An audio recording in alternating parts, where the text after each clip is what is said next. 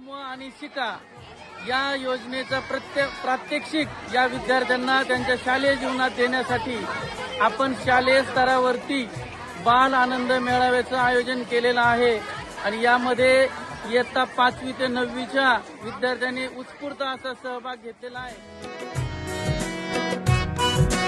हिरवी झाडे, हिरवी पुस्तके, हिरवे दप्तर झाले.